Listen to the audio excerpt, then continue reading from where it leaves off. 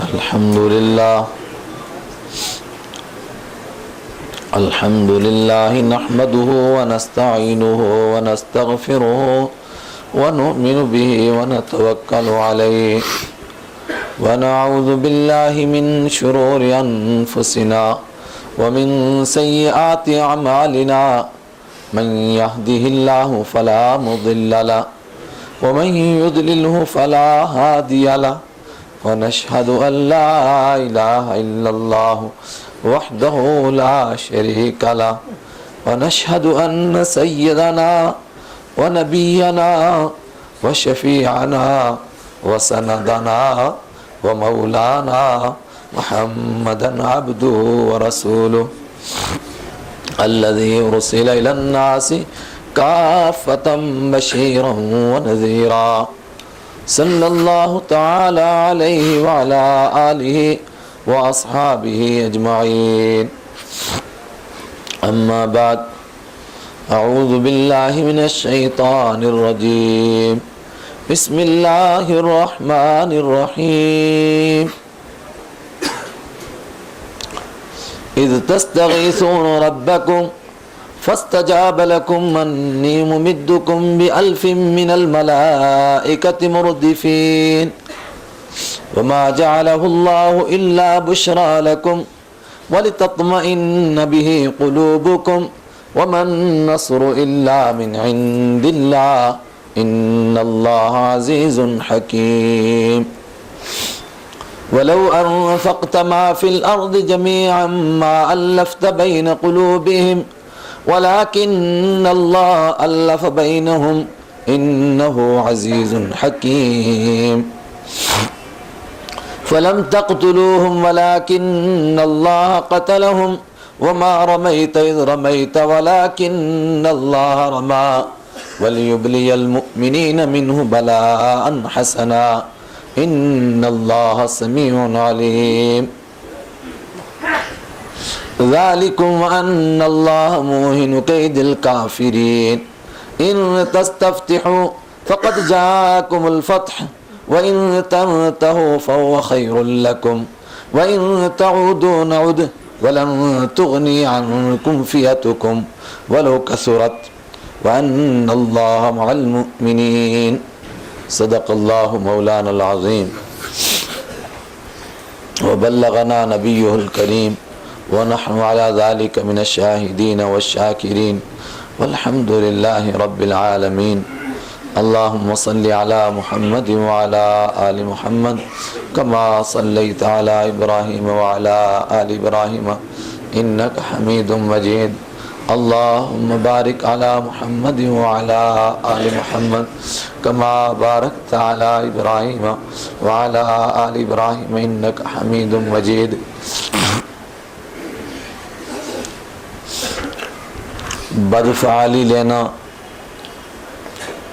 بدفعلی لینا بدشگونی لینا اس سے اللہ کے پاک نبی صلی اللہ علیہ وسلم نے منع فرمایا، لیکن نیک فعلی لینا، نیک شگولی لینا یہ رحمت عالم صلی اللہ علیہ وسلم سے ثابت ہے۔ کسی آدمی کا نام سعید ہے، اگر وہ مجلس میں تشریف لائے تو اللہ کے رسول صلی اللہ علیہ وسلم نے فرمایا کہ اب سعادت آ چکی ہے۔ اسی طریقے سے اچانک باران رحمت آئی تو اللہ کے حبیب صلی اللہ علیہ وسلم نے فرمایا یہ اس بات کی نشانی ہے کہ اللہ کی رحمت ہمارے ساتھ ہے۔ میں ایک نیک فعلی لیتا ہوں۔ آج 18واں روزہ ہے، رمضان المبارک کی 18 تاریخ ہے، اور آج کا وہ دن ہے جس دن غزوہ بدر کے سامان کو سمیٹا جا رہا تھا، مقتولین کو جو غیر مسلم تھے ان کو بھی دفن کیا جا رہا تھا، ایمان والوں کو بھی دفن کیا جا رہا تھا، اور اللہ کے پاک نبی صلی اللہ علیہ وسلم مدینہ کی طرف واپسی کی تیاری فرما رہے تھے۔ آپ حضرات کی مجلس کی برخاستگی کی تیاری ہو رہی ہیں، آپ اپنے اپنے گھروں کو اور میں اپنے گھر کو جا رہا ہوں، اور یہ اس دن ہو رہا ہے کہ جب رسول پاک صلی اللہ علیہ وسلم بھی غزوہ بدر سے واپسی کی تیاری کر رہے تھے اور آج آپ کی یہ مجلس بھی اسی موضوع کے اوپر تکمیل پا رہی ہے، وہیں پر ختم ہو رہی ہے۔ اس لیے اللہ کی ذات سے کوئی بعید نہیں ہے، اس سے امید کرتے ہیں کہ شاید اللہ ہمیں بھی کوئی نسبت عطا فرما دے۔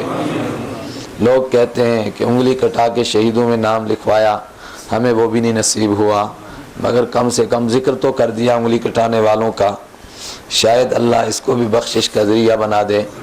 کوئی بعید نہیں ہے اس کے یہاں سے جب دفتر کھلے اور اس کی رحمت جوش میں آئے، کس کس بہانے سے اپنے بندوں کی مغفرت کر دے، ہماری بخشش کے لیے یہ بھی ایک ذریعہ بن جائے۔ اس کی رحمت سے کوئی بعید نہیں ہے، اس کی رحمت سے امید لگانی چاہیے۔ ہم کیا، ہمارے اعمال کیا ہیں؟ اللہ کے پاک حبیب صلی اللہ علیہ وسلم فرماتے ہیں کسی کا عمل کسی کو جنت میں نہیں لے جا سکتا ہے۔ فرمایا اللہ کی یہ نعمتیں اگر ساری زندگی انسان سر سجدے میں رکھے، اس کے جسم کے اوپر جتنے بال ہیں ان میں سے ہر بال کو ایک منہ مل جائے اور وہ اللہ کی تسبیح کرنے لگے، وہ تو ان نعمتوں کا شکر نہیں کر سکتا ہے جو اللہ نے اس دنیا میں دی ہیں، پھر مرنے کے بعد جنت اس کو مل جائے، یہ کیسے امید کریں؟ جنت تو اللہ کے فضل سے ملتی ہے، اور اللہ کا فضل کب متوجہ ہو جائے کوئی بعید نہیں، یہ بھی ایک موڑ اللہ کے فضل کے متوجہ ہونے کا ذریعہ بن جائے۔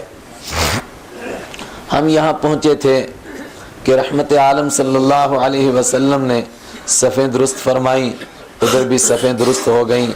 اس کے بعد پہلے ایک آدمی نکلا، پھر 3 آدمی نکلے، ادھر سے 3 صحابہ نکلے، انہوں نے کہا کہ ہمیں ان سے جنگ نہیں کرنی۔ اس کے بعد دوسرے 3 صحابہ حضرت علی رضی اللہ تعالیٰ عنہ، حضرت حمزہ رضی اللہ تعالیٰ عنہ اور حضرت عبیدہ ابن حارث رضی اللہ تعالیٰ عنہ نکلے۔ اس موقع پر جب کافروں کے تینوں پہلوان مارے گئے، یہ ان کے لیے بہت بھاری نقصان تھا، اس سے ان کی صفوں میں کھلبلی مچ گئی، ان کو غصہ آ گیا، انہوں نے یک بارگی حملہ کر دیا مسلمانوں کے اوپر، اور قرآن پاک نے اس کا نقشہ کھینچا، فرمایا جب تک اس جنگ کی ابتدا نہیں ہوئی تھی اذ یقللکم فی اعینہم قلیلا، اللہ تعالیٰ تمہیں ایسا دکھا رہا تھا کہ وہ تھوڑے سے ہیں، اور ان کو دکھا رہا تھا تمہیں کہ تم تھوڑے سے ہو، اور جب دونوں جماعتیں آپس میں گتھم گتھا ہو گئیں، آپس میں مل گئیں، فرمایا پھر تمہیں نظر آ رہا تھا کہ وہ ڈبل ہیں، اور ڈبل کیا وہ تو 3 گنا سے بھی زیادہ تھے، اور ان کو اب نظر آ رہا تھا کہ تم ڈبل ہو، مگر اب بات وہاں پہنچ چکی تھی کہ اگر وہ بھاگنا چاہتے ہیں تو بھاگ نہیں سکتے ہیں، بھاگیں تو جائیں کہاں، وہاں بات پہنچ گئی۔ ایسے وقت میں جب انہوں نے یک بارگی حملہ کر دیا، اللہ کے پاک نبی صلی اللہ علیہ وسلم نے پھر دعا فرمائی، پھر عرش ہلا، پھر آسمان سے وحی نازل ہوئی، اذ تستغیثون ربکم فاستجاب لکم انی ممدکم بألف من الملائکۃ مردفین۔ فرمایا یاد کرو اس وقت کو، اذ تستغیثون ربکم، جب تم اپنے رب سے فریاد کر رہے تھے، دعائیں کر رہے تھے، تو اللہ نے فوراً دعا قبول فرما لی، اور پھر کیا کیا؟ فرمایا اللہ نے 1000 فرشتوں کو اتار دیا، مردفین، نشان یکے بعد دیگرے، ایک کے پیچھے دوسرا، 1000 فرشتے آئے، اور دوسرے مقام پر فرمایا 3000 فرشتے آئے، اور تیسرے مقام پر فرمایا پھر ہم نے وعدہ کیا کہ اگر وہ تم پر غالب آتے نظر آئیں گے اور ایک دم سب کے سب ٹوٹ پڑیں گے تو پھر ہم 5000 فرشتوں سے تمہاری مدد کریں گے۔ انسان حیران، یا اللہ تیرا ایک فرشتہ قوم لوط کو غرق کرنے کے لیے کافی ہو گیا، اوپر اٹھائی اور اٹھا کر کے پٹخ دیں، فجعلنا عالیہا سافلہا وامطرنا علیہم حجارۃ من سجیل، تیرا ایک فرشتہ پوری قوم فرعون کو غرق کرنے کے لیے کافی ہو گیا۔ آج پہلے 1000، پھر 3000 اور پھر 5000 کا وعدہ، اس کے پیچھے راز کیا ہے؟ وَمَا جَعَلَهُ اللَّهُ إِلَّا بُشْرَىٰ لَكُمْ وَلِتَطْمَئِنَّ بِهِ قُلُوبُكُمْ وَمَا النَّصْرُ إِلَّا مِنْ عِنْدِ اللَّهِ وَمَا جَعَلَهُ اللَّهُ، فرمایا فرشتوں کا یہ آنا، فرشتوں کا یہ اترنا، اس کو ہم نے اور کسی غرض سے نہیں بھیجا، إِلَّا بُشْرَىٰ لَكُمْ، مگر تمہاری خوشخبری کے لیے، تاکہ وَلِتَطْمَئِنَّ بِهِ قُلُوبُكُمْ، اور تمہارے دلوں کو مطمئن کرنے کے لیے، چونکہ دین کا کام تو تم نے ہی کرنا ہے اور تم ہی کو اس کے لیے تیار کرنا ہے، لیکن تمہیں اپنی تعداد کی وجہ سے کچھ خوف و گھبراہٹ ہو رہی ہوگی۔ جب تم فرشتوں کو دیکھے ہوا آتا ہوا اور فرشتے تمہارے ساتھ ہوں گے تو تمہیں یقین ہو جائے گا اللہ کی مدد کا، تمہارے دل مطمئن ہو جائیں گے۔ یہ تمہارے دلوں کے اطمینان کے لیے ہے۔ وَمَا جَعَلَهُ اللَّهُ إِلَّا بُشْرَىٰ لَكُمْ وَلِتَطْمَئِنَّ بِهِ قُلُوبُكُمْ وَمَا النَّصْرُ إِلَّا مِنْ عِندِ اللَّهِ، مگر مددگار تو اکیلا اللہ ہے، حاجت روا اکیلا اللہ ہے، مشکل کشا اکیلا اللہ ہے۔ کسی فرشتے کو حاجت روا نہ سمجھ لینا، مشکل کشا نہ سمجھ لینا۔ وَمَا النَّصْرُ إِلَّا مِنْ عِندِ اللَّهِ، اور مدد نہیں مگر کس کی طرف سے آتی ہے؟ اللہ کی طرف سے آتی ہے۔ کیا فرشتے صرف مسلمانوں کا دل بڑھانے کے لیے تھے، صحابہ کرام کا دل رکھنے کے لیے تھے، یا وہ کچھ کام بھی کرتے تھے؟ تمام احادیث کو جمع کر کے دیکھا جائے تو وہ دل بھی بڑھاتے تھے، مگر کبھی کبھی کچھ کام بھی کرتے تھے، کبھی نشانہ سیدھا کر دیتے تھے، اور کبھی کوئی تلوار اٹھاتا تھا، ابھی وہ مارنے کی تیاری میں ہوتا تھا، مگر فرشتہ اس کی تلوار پہلے سیدھی گردن پر لگا دیتا تھا۔ اس کو بھی قرآن نے بیان کیا، اذ یوحی ربک الی الملائکۃ انی معکم فثبتوا الذین آمنوا سألقی فی قلوب الذین کفروا الرعب فاضربوا فوق الاعناق واضربوا منہ کل بنان۔ یاد کرو جب ہم نے فرشتوں کو بھی وحی بھیجی، وہ فرشتے جو بدر میں آئے ان کو پیچھے سے وحی آئی، لیثبت الذین آمنوا، ایمان والوں کا دل مضبوط کر کے رکھنا، سألقی فی قلوب الذین کفروا الرعب، میں ان قریب کافروں کے دلوں میں رعب ڈالوں گا، فاضربوا فوق الاعناق منہم واضربوا منہم کل بنان، اب تم ان کی گردنوں پر مارو اور ان کے جوڑوں پر مارو۔ اس آیت سے بھی اشارہ ملا کہ کچھ کام بھی انہوں نے کیا، اور واقعات بھی اس کی گواہی دیتے ہیں۔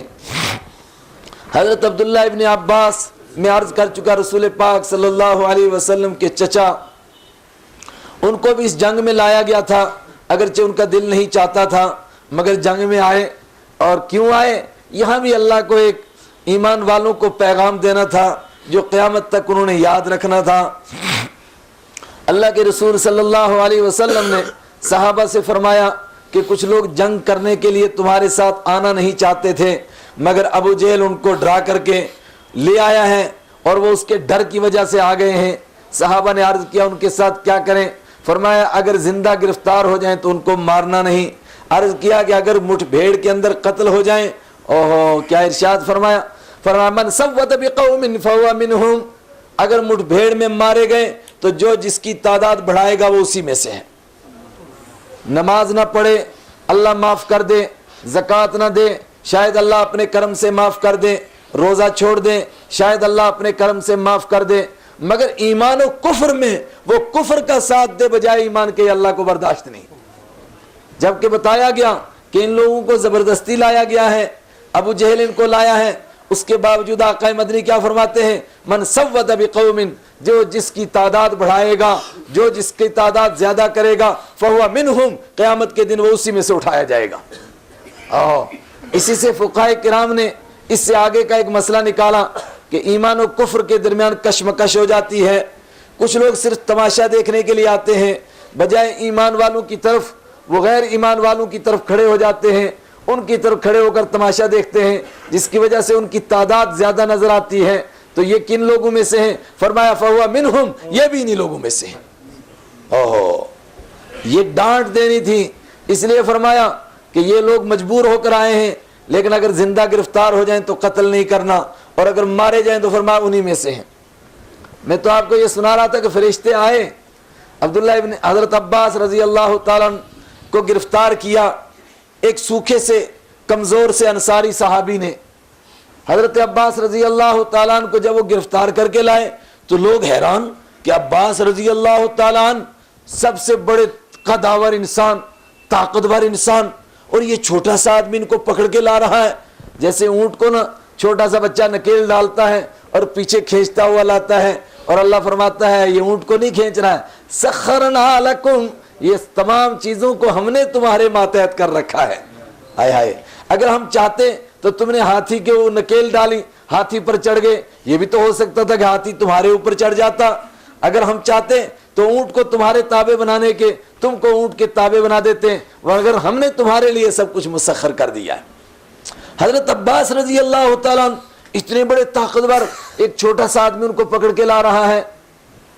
صحابہ نے عرض کیا عباس، ارے تم کو اتنے سے آدمی نے گرفتار کر لیا؟ جو مکہ سے ان کے ساتھی تھے، جو جانتے تھے، انہوں نے کہا عباس تو ڈر گیا یار اتنے سے بندے سے؟ کہتا ہے کس نے مجھے گرفتار کیا؟ کہتے اس نے کیا؟ انہوں نے کہا قسم بخدا، رب کعبہ کی قسم، اس نے مجھے نہیں گرفتار کیا ہے۔ وہ کہاں ہے؟ وہ سفید گھوڑے والا اور وہ سفید پگڑی والا، وہ بڑا آدمی، اس نے جب ایسے مجھے کیا ایک مرتبہ، مجھے ایسا لگ رہا تھا جیسے میں 70 زنجیروں میں باندھ دیا گیا ہوں۔ وہ بندہ کدھر ہے؟ پھر کیا ہوا؟ انہوں نے جب ایک یک بارگی حملہ کیا، اللہ کے حبیب نے فرمایا ابھی تم ان کے حملے کو روکو، اور ان کے حملے کو روکا گیا۔ اس کے بعد تھوڑی دیر کے بعد جب ان کی طاقت جواب دینے لگی، جنگ کی حکمت عملی تھی، فرمایا پہلے دشمن کو پوری طاقت استعمال کرنے دو۔ اس نے پوری طاقت استعمال کی، جب وہ تھک گئے اور ادھر صحابہ الحمدللہ آرام کے ساتھ ہیں، فرمایا اب ان کے اوپر ٹوٹ پڑو۔ اور جب صحابہ ان کے اوپر ٹوٹ پڑے تو تھوڑی دیر کے بعد کیا نتیجہ نکلتا ہے؟ اللہ اکبر، 70 لوگوں کا ڈھیر لگ گیا۔ اور جہاں جہاں رسول پاک صلی اللہ علیہ وسلم فرمایا تھا مسرع بجیل، مسرع عتبہ، مسرع شیبہ، مسرع ولید، یہاں فلاں مرے گا، یہاں فلاں گرے گا، یہاں فلاں گرے گا، صحابہ فرماتے 1 انچ بھی کوئی آگے پیچھے نہیں بڑھا۔ جب یہ گھمسان کی جنگ ہو رہی تھی، میرے اور آپ کے آقا رحمت عالم صلی اللہ علیہ وسلم نے دیکھا اور آپ نے فرمایا کہ اوہو اب تو بس فیصلہ کن مارکا ہو گیا ہے، فیصلہ ہونے والا ہے۔ اور قرآن نے بھی اس پر تبصرہ فرمایا۔ قرآن نے کیا فرمایا؟ فرمایا مہینہ کس کا؟ رمضان کا، اور آ رہا ہے اللہ کا قرآن، وَهَذَا يَوْمُ الْفُرْقَانِ، یہ حق اور باطل کے درمیان آج فیصلہ کرنے کا دن ہے۔ آج سب کو پتہ چلے گا یہ حق ہے، یہ باطل ہے، تبھی ہم حق کو لائے خالی ہاتھ تاکہ سب کو پتہ چلے۔ ورنہ طاقت اگر طاقت سے ٹکراتی تو لوگ کہتے کہ جناب دونوں برابر کے تھے، البتہ یہ تھوڑے زیادہ ہوشیاری سے لڑے اس لیے غالب آ گئے۔ فرمایا طاقت طاقت سے نہیں ٹکرا رہی ہے، ادھر طاقت ہے اور ادھر کوئی طاقت نہیں ہے، اور پھر یہ غالب ہے وہ مغلوب ہے۔ ایسے وقت میں اللہ کے پاک نبی صلی اللہ علیہ وسلم نے مٹی کی ایک مٹھی اٹھائی اور پڑھا شاہت الوجوہ، اللہ چہروں کو بگاڑ دے، اور ایسے پھینکا 1000 لشکر میں سے ہر شخص کہتا ہے کہ میری آنکھ میں پڑا، ہر آدمی کی آنکھ میں آ کر کے پڑھا۔ اور اللہ نے تبصرہ فرمایا فَلَمْ تَقْتُلُوهُمْ وَلَكِنَّ اللَّهَ قَتَلَهُمْ، اوپر حکم دیا پہلے یا ایھا الذین آمنوا اذا لقیتم فئۃ فاثبتوا واذکروا یا ایھا الذین آمنوا اذا لقیتم فئۃ فلا تولوہم الادبار، اے ایمان والو جب تمہاری اس طرح مٹھ بھیڑ ہو جائے تو پشت نہیں دکھانا۔ اللہ کے پاک نبی صلی اللہ علیہ وسلم نے کیا فرمایا؟ وصیت فرمائی، فرمایا کچھ چیزیں ہیں، شرک نہیں کرنا، وَإِنْ حُرِّقْتَ وَإِنْ قُتِّلْتَ، اگر تجھے تیرے ٹکڑے ہو جائیں، اگر تجھے آگ میں جلا دیا جائے، مگر تب بھی خدا کے ساتھ شرک نہیں کرنا۔ اور فرمایا میدان جنگ سے نہیں بھاگنا، یہاں تک کہ چاہے سارے ساتھی مارے جائیں اور کوئی ایک بھی باقی نہ بچے، مگر وہاں سے بھاگنا نہیں۔ یہ اسی آیت کی تفسیر تھی، یا ایھا الذین آمنوا اذا لقیتم فئۃ فاثبتوا، اے ایمان والو جب تمہاری ملاقات ہو جائے تو ڈٹ جاؤ، فلا تولوہم الادبار، پیٹ پھیر کر کے مت واپس مڑو، ومن یولہم یومئذ دبرہ، اور جو آج کے دن پیٹ موڑے گا، آج کے دن یہاں سے بھاگے گا، آگے تھوڑا سا استثناء کرنے کے بعد فقد باء بغضب من اللہ، وہ اللہ کے غضب کے سوا واپس نہیں آ سکتا، اللہ کا غضب ساتھ لے کر آئے گا۔ لیکن 2 آدمیوں کو الگ کر دیا، الا متحرفا لقتال او متحیزا الی فئۃ، اگر کوئی اپنی جماعت سے ملنے کے لیے آ رہا ہے فرمایا وہ دوسری بات ہے، او متحرفا لقتال، یا دشمن کو چکمہ دینا چاہتا ہے، اس کو بیوقوف بنانا چاہتا ہے تو وہ دوسری بات ہے، اگر اس کے سوا واپس پلٹے گا تو پھر اللہ کے غضب کو لے کر آئے گا۔ یہ اتنا سخت حکم، فرمایا ہاں کیوں دیا یہ اتنا سخت حکم؟ فَلَمْ تَقْتُلُوهُمْ وَلَكِنَّ اللَّهَ قَتَلَهُمْ، فرمایا اس لیے کہ جنگ تو تم نے کرنی نہیں، جنگ کون کر رہا ہے؟ فَلَمْ تَقْتُلُوهُمْ وَلَكِنَّ اللَّهَ قَتَلَهُمْ، تم نے کسی کو قتل نہیں کیا، کس نے قتل کیا؟ اللہ نے قتل کیا۔ جب مدد اللہ کی ہے تم سے تو خالی یہ کہا جاتا ہے کہ ڈٹے رہو، اس کے سوا تم سے کوئی مطالبہ نہیں، پھر تم کیوں بھاگتے ہو؟ فَلَمْ تَقْتُلُوهُمْ وَلَكِنَّ اللَّهَ قَتَلَهُمْ. اور جو اللہ کے حبیب نے وہ مٹھی پھینکی تھی نا، اس کے لیے کیا فرمایا؟ وَمَا رَمَيْتَ إِذْ رَمَيْتَ وَلَكِنَّ اللَّهَ رَمَى. فرمایا وہ مٹی آپ نے نہیں پھینکی، پھر فرمایا اِذْ رَمَيْتَ، جب آپ نے پھینکی.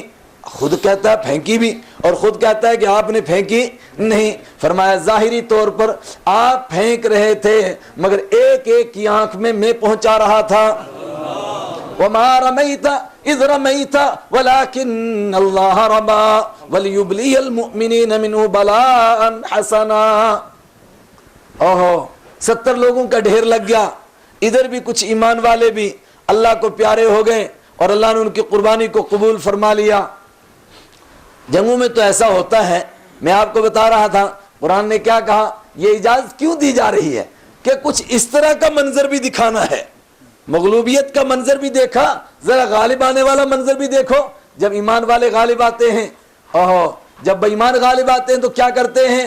قرآن کہتا ہے افسدوہا، شہروں کو برباد کرتے ہیں. وجعلوا عزت اہلہا ذلہ، عزت والوں کو ذلیل کرتے ہیں. پھر کیا کرتے ہیں؟ مردوں کو گھسیٹتے ہیں، لاشوں کے ٹکڑے کرتے ہیں، ان کے اوپر گھوڑے دوڑاتے ہیں. فرمایا نانا یہ ایمان والوں کا قافلہ ہے. رحمت عالم صلی اللہ علیہ وسلم کو حکم مل رہا ہے اور صحابہ کرام اس پر عمل کر رہے ہیں. فرمایا اپنی لاشوں کو بھی دفن کرو مگر ان 70 کو بھی اکٹھا کرو. اور ان 70 کو اکٹھا کیا گیا اور سب کو ایک کنویں کے اندر دفن کیا گیا. اور جب کنویں میں دفن کر دیا نا، آئے ہائے، کسی پنجابی نے کہا ہے، آپ سمجھتے نہیں، کہتا ہے دشمن مرے تو خوشی نہ کریے، سجنا بھی مر جانا. ان کے مرنے پر کوئی خوشی نہیں ہے. دشمن مر گئے کس لیے خوشی کریں؟ دوست بھی تو مر جائیں گے نا. اگر دوست نہ مرے تو پھر دشمن کے مرنے کی خوشی ہے؟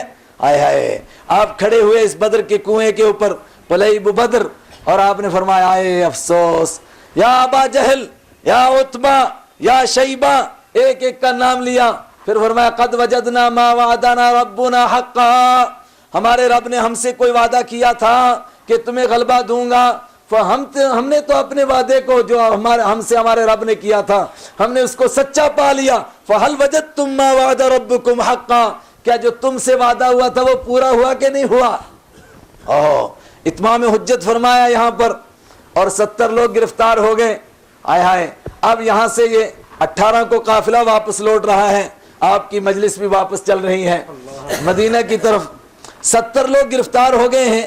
اس سے پہلے بھی قیدی گرفتار ہوتے رہے، آج بھی گرفتار ہوتے ہیں. ہائے ہائے، کس شخص نے اس دنیا کا نام روشن دنیا رکھا تھا؟ یہ تہذیب والی دنیا، یہ آج کی دنیا. 6 مہینوں تک کپڑے نہیں نصیب ہوئے قیدیوں کو. آپ نے نہیں سنتے ہیں، نہیں پڑھتے ہیں، ان کے تن کے کپڑے اتار دیے گئے اور 6 مہینے تک آج کپڑے نہیں نصیب ہوتے ہیں. دنیا کی غیر مہذب دنیا میں نہیں، مہذب ترین دنیا جس کے پیچھے میں اور آپ لنگوٹا کس کے دوڑ رہے ہیں، ان کی طرح شکلیں بنا رہے ہیں، ان کی طرح لباس پہن رہے ہیں، بہروپیوں کی طرح دوڑ رہے ہیں ان کے پیچھے، ان کی بات کر رہا ہوں. 6 مہینوں تک قیدیوں کو کپڑے نصیب نہیں ہوئے. مادرزاد بہنا، اور اس کے اوپر پھر کیا کرتے ہیں؟ گورے اوپر سے چڑھ کے پھر پیشاب کرتے ہیں. ہائے ہائے، یہ ہماری بیچارگی. لیکن اللہ کے پاک نبی صلی اللہ علیہ وسلم آج وہاں بھی کچھ قیدی جا رہے ہیں. کیسے قیدی جا رہے ہیں؟ مدینہ منورہ پہنچے، وہاں کوئی جیل خانہ نہیں، وہاں کوئی قید خانہ نہیں. ایک ایک صحابی کو ایک ایک آدمی حوالے کر دیا گیا. فرمایا اکرموا ضیفکم، یہ تمہارے مہمان ہیں. من کان یؤمن باللہ والیوم الآخر، جو اللہ کو مانتا ہو، آخرت کو مانتا ہو، اس کے اپنے مہمانوں کا اکرام کرنا ہے. کیسا اکرام کیا؟ ہائے ہائے، اللہ کو اس پر ترس آیا. الذین یطعمون الطعام علی حبہ مسکینا ویتیما واسیرا. الذین یطعمون الطعام، فرمایا یہ ہے میرے بندے. دیکھو تاریخ میں لکھا جائے گا نا، بڑے لوگ گرفتار کرتے ہیں، بہت لوگوں نے گرفتار کیے، پھر قیدیوں کے ساتھ کیا ہوتا ہے وہ قیدیوں سے پوچھا جائے. اے موج حوادث، ان کو بھی 2-4 تھپیڑے ہلکے سے. کچھ لوگ ابھی تک ساحل پر طوفان کا نظارہ کرتے ہیں، کنارے پر بیٹھنے والے کو کیا معلوم دریا کے اندر کیا ہو رہا ہے. آئے آئے، وہ قیدی جانتا ہے قیدی کے ساتھ کیا ہوتا ہے. لیکن آج بھی کچھ قیدی ہیں الذین یطعمون الطعام علی حبہ مسکینا व यतीमन व असीरा, फरमाया ये है मेरे बंदे कैदियों को खाना खिलाते हैं और क्या कहते हैं, कमबख्तो तुमसे कोई मोहब्बत नहीं है, अला हुब्बिही, मोहब्बत है मालिकुल मुल्क से, और उसने कहा कि इनको खाना खिलाना, हम भूखे हैं मगर तुमको खाना खिलाएंगे। हैं? रातों को भूखे सो जाते हैं खुद, और कैदियों को खाना मिलता है। और कपड़े उतारे गए, हाय हाय, जिसका कपड़ा जंग में फट गया था उसको कपड़ा दिया गया। हजरत अब्बास रजी अल्लाह तआला अन्हु से पूछो ना, उनके लिए कुर्ता तलाश किया गया, वो बहुत लंबे आदमी थे, उनके लिए कुर्ता नहीं मिला। रसूल पाक सल्लल्लाहु अलैहि वसल्लम ने फरमाया क्योंकि कैदी हैं, हमारे मेहमान हैं, इनको कपड़ा पहनाना जरूरी है। अब्दुल्ला इब्न उबई मुनाफिक का मैं कोई एहसान नहीं लेना चाहता हूँ, लेकिन कैदी नंगा रहे वो मुझे बर्दाश्त नहीं है, इसलिए अब्दुल्ला इब्न उबई चूंकि वो भी लंबा आदमी था, फरमाया उसी का कुर्ता ले आओ और अब्बास को पहना दो। कैसे कैदी हैं। हजरत अब्बास को अब्दुल्ला इब्न उबई का कुर्ता पहनाया गया।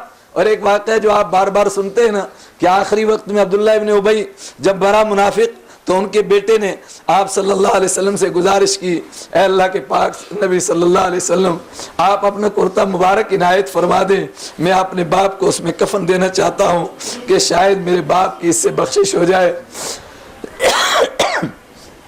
सीरत लिखने वाले कहते हैं अल्लाह के नबी सल्लल्लाहु अलैहि वसल्लम को मालूम था अब इसकी बख्शिश होने वाली, फमा तनफाहुम शफाअतु शाफिईन, इनको तो सिफारिश करने वालों की सिफारिश भी कुछ काम नहीं आती है। लेकिन आपने अपना कुर्ता मुबारक क्यों इनायत फरमाया था, फरमाया आपके जहन में था कि इसने एहसान किया था, हमारे कैदी को कपड़ा दिया था, इसलिए मैं नहीं चाहता कि इसका एहसान मेरे कंधे पर रहे, मैं वो एहसान इसका अदा कर देना चाहता हूँ।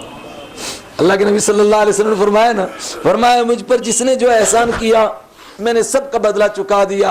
हाँ, एक हैं सिद्दीक़ कायनात हजरत अबू बकर सिद्दीक़ रज़ी अल्लाह तआला अन्हु, फरमाया इनका एहसान नहीं चुका सकता हूँ, इनका एहसान के लिए अल्लाह से मांगता हूँ, है अल्लाह तू अपने शान के मुताबिक इनके एहसान की जज़ा अता फरमा।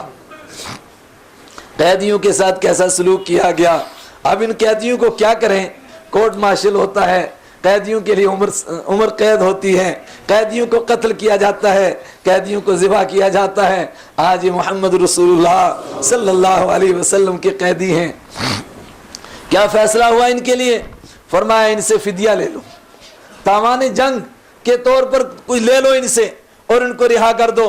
और जब तावान जंग मुकर्रर होता है सब फौजियों को एक ही लाठी से हाँका जाता है, भाई सबको इतने लाख रुपए देने हैं तो आजाद। फरमाया ना, जो जितना दे सकता है उसकी हैसियत के मुताबिक उससे लिया जाएगा।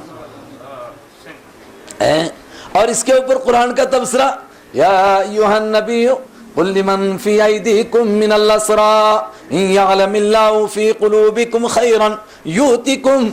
ए नबी करीम सल्लल्लाहु अलैहि वसल्लम, जो आपके पास कैदी हैं और आज अपने जंग के तावान के तौर पर, जुर्माने के तौर पर फिदिया दे रहे हैं आज़ादी के लिए, आप इनसे कह दीजिए अगर अब भी तुम्हारे दिल में खैर आ जाएगी तो जो तुम दे रहे हो अल्लाह इससे तुमको कई कई गुना दुनिया में भी देगा और आखिरत में भी देगा।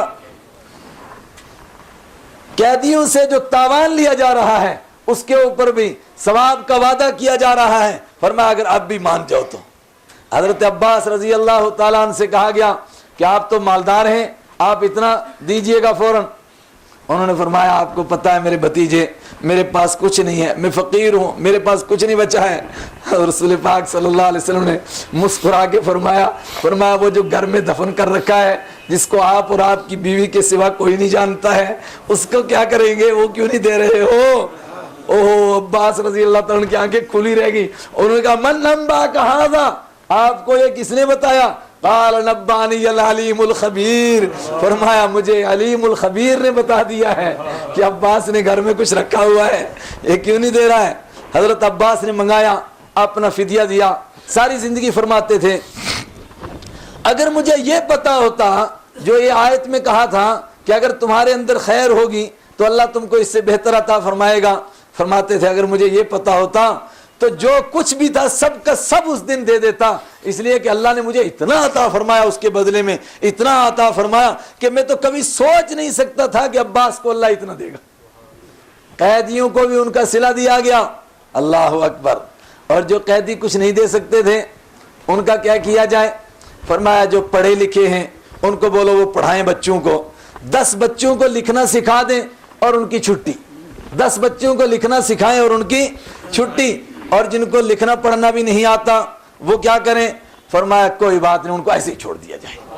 آئے کیسے قیدی تھے، کیسے آج گرفتار ہوئے تھے لوگ، ایک اور قیدی گرفتار ہوا، میرے اور آپ کے آقا رحمت عالم صلی اللہ علیہ وسلم کا داماد ابو العاص رضی اللہ تعالیٰ عنہ بعد میں ایمان لائے، آپ کی بیٹی حضرت زینب رضی اللہ تعالیٰ عنہ ان کے نکاح میں ہیں، اور تب تک اللہ کی طرف سے ابھی ایمان والوں اور کفر والوں کے بیچ میں نکاح کی حرمت نازل نہیں ہوئی ہے، اس کے بعد نازل ہوئی ہے۔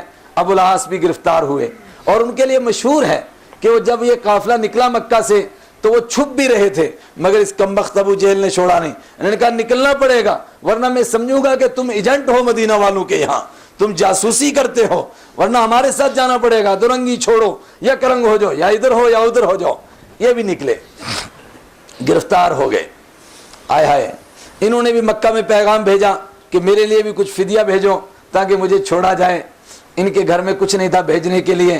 ان کی بیوی حضرت رسول پاک صلی اللہ علیہ وسلم کی بیٹی نے حضرت زینب رضی اللہ تعالیٰ عنہ نے اپنا ہار اتار کر کے دے دیا، فرمایا جاؤ میرے شوہر کو چھڑا کر کے لاؤ۔ جنگ کس کے ساتھ ہے، دے کون رہا ہے، کوئی موازنہ کریں۔ آئے ہائے کیا اخلاق تھے، کیا سکھایا جا رہا تھا انسانوں کو۔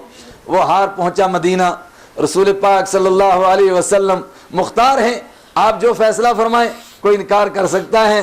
آپ نے جیسا ہار دیکھا آپ کی آنسوں سے آپ کی آنکھوں سے آنسوں کی لڑیاں جاری ہو گئیں۔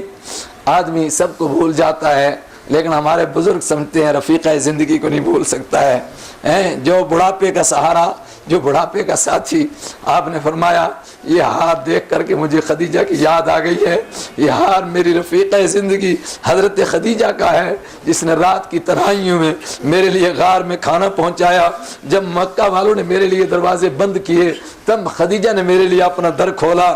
جب مکہ والوں نے اپنے مال کی بوریاں بند کر دی تب خدیجہ نے اس دین کے لیے اپنا سارا مال قربان کر دیا۔ اگر میرے ساتھیوں تم اجازت دو تو میرا دل چاہتا ہے کہ یہ خدیجہ کی نشانی ہے بیٹی کے پاس، میں اس کو واپس کر دوں، اگر تم اجازت دو۔ ہائے ہائے، حالانکہ کوئی اجازت کو انکار کر سکتا تھا، لیکن اللہ کے حبیب نے انتظام کیا ہوتا ہے، فرمایا اگر تم اجازت دو تو میں چاہتا ہوں واپس کر دوں۔ صحابہ نے کہا ہمارے ماں باپ آپ کے اوپر قربان ہو جائیں، آپ ہم سے اجازت مانگتے ہیں، آپ واپس کر دیجئے۔ آپ نے ابو العاص کو کہا تم بھی جاؤ اور ہار بھی لے جاؤ، میری بیٹی کو دے دو، البتہ تم میری بیٹی کو رہا کر دو اور مکہ مدینہ پہنچا دو۔ اور یہیں پر اللہ کے نبی صلی اللہ علیہ وسلم کی بیٹی نے ہجرت کرنی چاہی، لیکن ایک کالے نے، اور کالے جو اندر سے بھی کالا باہر سے بھی کالا، اس نے دھکا دیا جس سے آپ اونٹ سے نیچے گری۔ اس وقت میں وہ امید سے تھی، حمل سے تھی، وہی زخم آیا اور اسی زخم میں دنیا سے چلی گئی۔ حضرت ابو العاص اس کے بعد تشریف لائے اور دوبارہ اس ازدواجی زندگی میں منسلک ہوئے، ایمان لے کر کے وہ آئے، اکٹھے رہے، لیکن اسی زخم میں وہ دنیا سے چلی گئی۔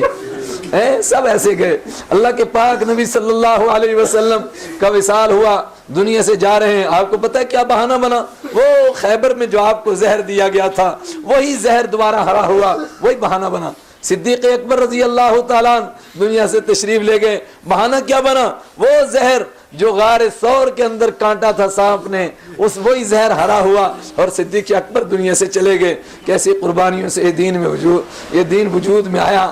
اللہ مجھے اور آپ کو اس کی قدر کرنے کی توفیق دے۔ میرے ایمانی بھائیوں، بس اب دعا کریں کہ اللہ آپ کی اس مجلس کو ہماری بخشش کا ذریعہ بنا دے، مغفرت کا ذریعہ بنا دے۔ ہم سے کیا قربانی ہم سے کچھ نہیں ادا ہوئی، ہم تو خالی ذکر کرتے ہیں، تذکرہ کرتے ہیں۔ پدر اما سلطان بود، کوئی پوچھے تو کیا بلا ہے، ہمارے پاس کچھ نہیں ہے، بس مانگیں اللہ معاف فرما دے ہمیں۔ اللہم صلی وسلم دائما ابدا علی حبیبک خیر الخلق کلہم، مولایا صلی وسلم دائما ابدا علی حبیبک خیر الخلق کلہم۔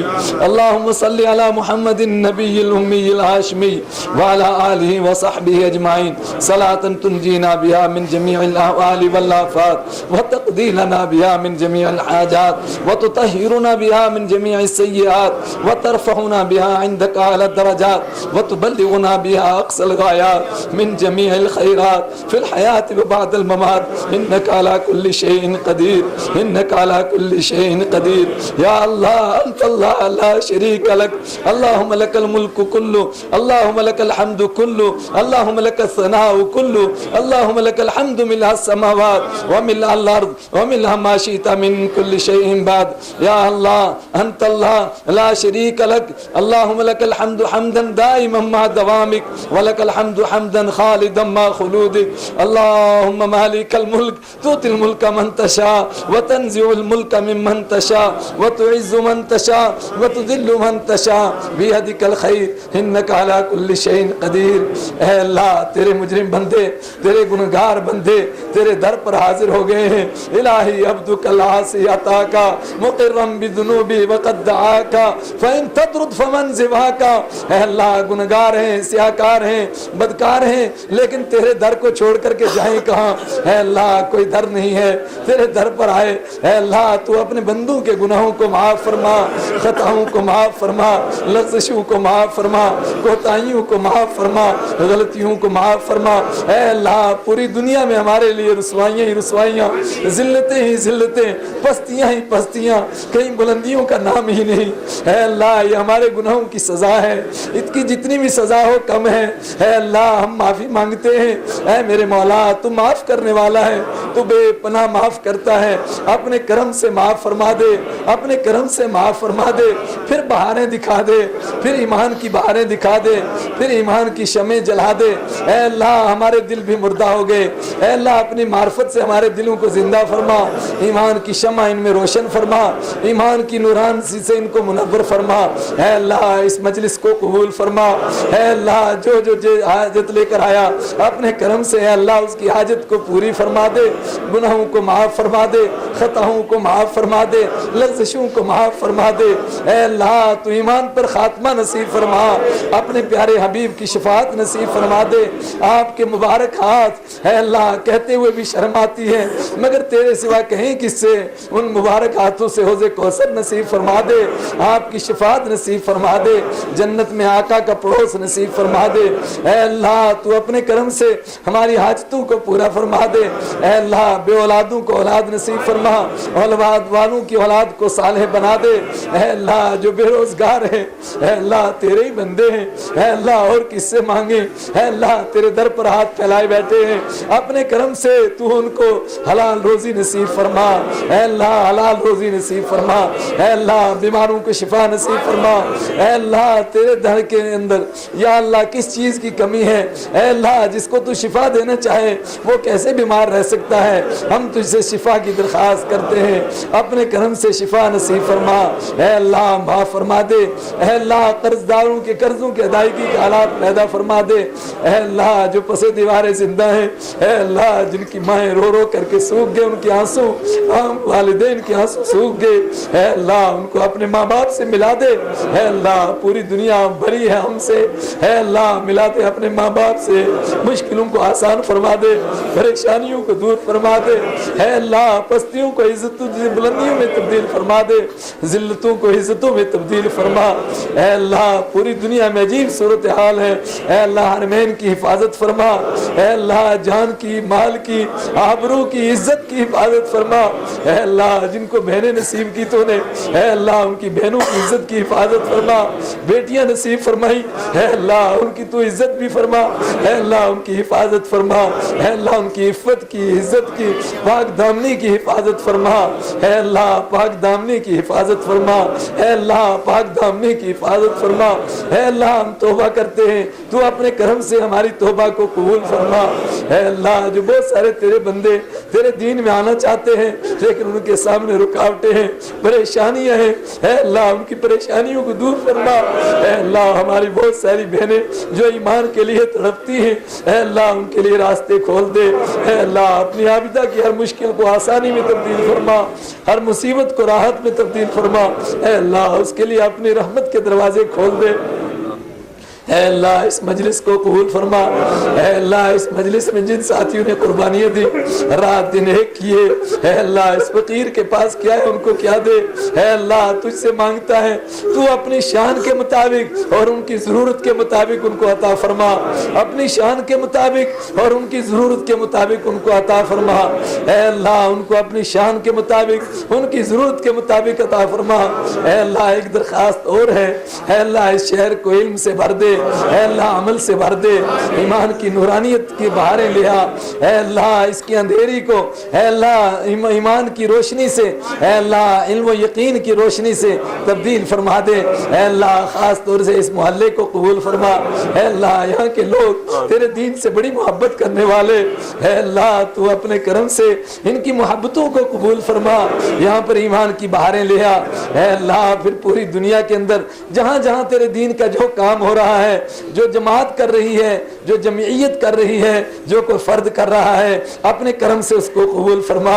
اور اے میرے مولا، اے میرے مولا ایک درخواست اور ہے، تو نے سب سے بڑی نعمت اپنے حبیب کو یہ عطا فرمائی تھی کہ انسانوں کے دل جڑے تھے، اے اللہ یہ ملت تو خود ٹوٹ گئی آپس میں، اے اللہ ٹکڑیاں بن گئی، جماعتیں بن گئی، فرقے بن گئے، اے اللہ دو دو آدمی نے اپنے اپنے مسلک بنا لیے، اے اللہ نفرتوں کو پاٹ دے، اے اللہ نفرتوں کو پاٹ دے، اے اللہ دوریوں کو ختم فرما دے، اے اللہ دلوں کو محبتوں سے بھر دے، اے اللہ ایک دوسرے کو نفرت کی نظر سے دیکھتے ہیں، اے اللہ نفرتوں کو محبتوں میں تبدیل فرما، اے اللہ ہم سب کو نیک بنا دے، ایک بنا دے، اختلافات مٹا دے، شرور و فتن مٹا دے، گھروں کے اندر اختلاف، جماعتوں کے اندر اختلاف، ملکوں کے اندر جھگڑے، اے اللہ تو مٹا دے، محبتوں کو عام کر دے، اپنے پیارے حبیب صلی اللہ علیہ وسلم کے ذریعے سے جس طرح تو نے عربوں کو اکٹھا فرمایا، قبائل کی دوریاں مٹ گئیں، زبانوں کی دوریاں مٹ گئیں، اے اللہ اس طرح تو ہمیں پھر نیک بنا دے،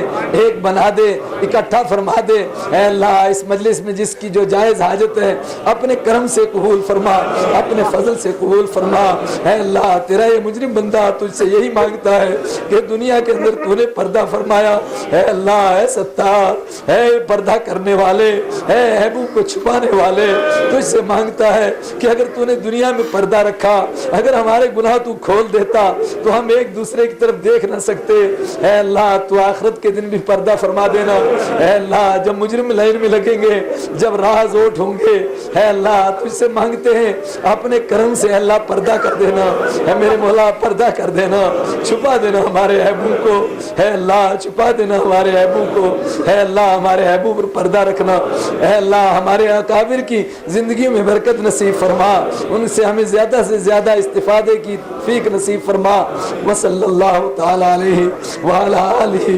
واصحابہ وذریاتہ واہل بیتہ اجمعین برحمتک یا ارحم الراحمین۔